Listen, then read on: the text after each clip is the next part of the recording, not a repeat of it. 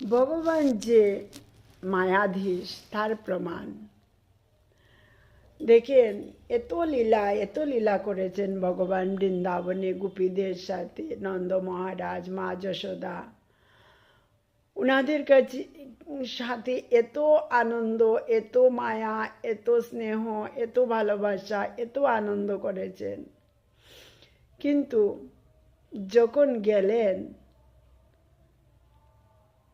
যখন কংস পাঠিয়েছিল অক্রূরকে, তখন যাওয়ার সময় সব গোপীরা তো অনেক কাঁদছেন, ব্রজের সব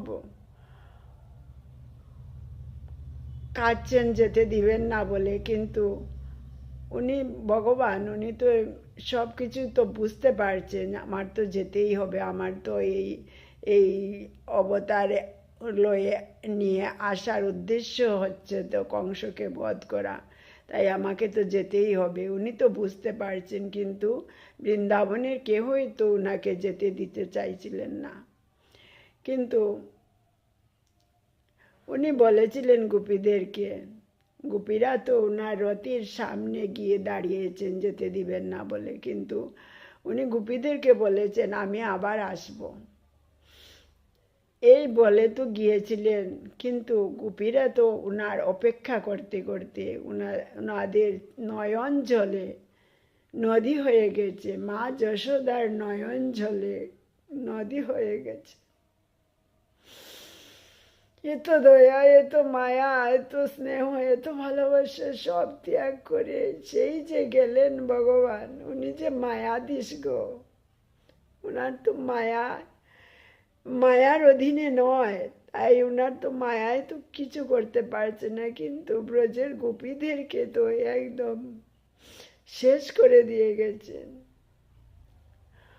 ওনারা নিজের চলাফেরা, দেহের অস্তিত্ব নেই, খাওয়া পড়া কিছু হচ্ছে না।